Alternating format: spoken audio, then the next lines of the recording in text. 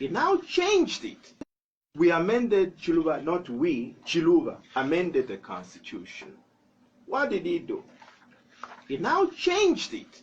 Now, the language is very important. We fight over words in court.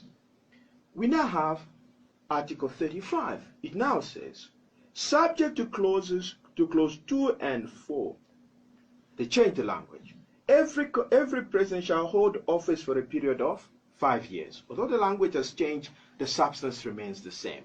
The tenure of the office of president is 5 years. Then they now go ahead and say, notwithstanding anything to the contrary contained in this Constitution or any other law, no person who has twice been elected as president shall be eligible for election to that office. You see, the language has changed. We are talking about 2 5-year terms. They're now saying, forget the two. We're no longer dealing with two 5-year terms. We're now talking about the number of times you get elected. It doesn't matter how long you are in the office, as long as you've been elected twice. Okay? You're not eligible.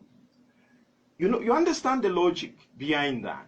Now, if you limit, you insist, no, it has, because the 1991 created a problem. Remember, it is talking about 2 5-year terms, right? Meaning, I can be in the office for 4 years, 11 months, and 3 weeks, right? And then I resign. That won't count as 5 years, which means I'm eligible to stand again. Now, if you allow that situation, you're going to have a life president. I'll just be resigning even a day before the 5-year term. I resign. I remain chairman of my party. I'm sponsored again. I can go on forever. That is what the Constitution says. You know what? We don't care how long you stay in office. You can resign, do whatever.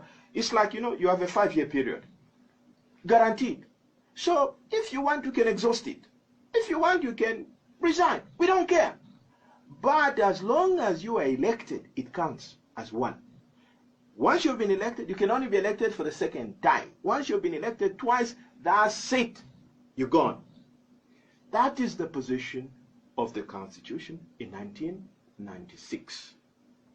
Now, that position remained the same up to 2016. 2016, President Lungu signed the Constitution Amendment Bill into law. Now, what does it say currently as the Constitution stands? Now, you see, now there is a clause here. The language has changed again. It now says in Article 1063, it says, a person who has twice held office as president is not eligible for election as president. Okay? It is still twice. Okay? Now, there is a difference now. They have moved away from election to holding office. Now, there is a reason for that. Before 2016, you could not become president unless you were elected. For example, when Mwanawasa died in 2008, it was just, I think, 3 years before the term could end. We went for election. That is how President Rupia Banda was elected.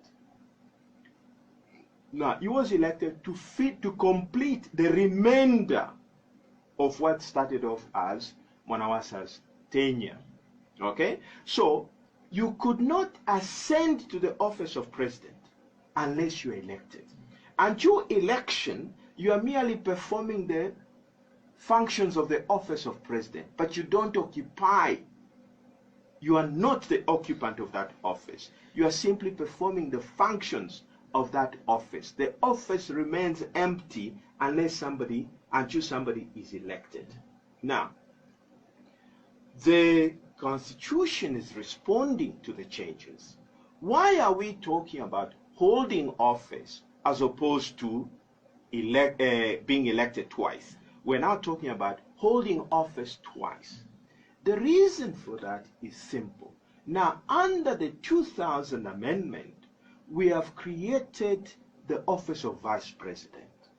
Now, remember, the Vice President is not on the ballot as President. No, the actual person who receives mandate to govern is the President. The Vice President is simply the running mate. Now, the law now is that if the President dies, you don't go for elections. Automatically, the Vice President gets sworn into office. And finishes your term. Finishes the term. That is why you could hold office of President without being elected. That is why there is this language to say you have held office twice. Okay? That is what we're talking about. But when you are president, you don't die. Right? You can only hold office twice. Okay? Twice. Now, remember, we have moved away from 91, where we are talking about 2 5-year terms.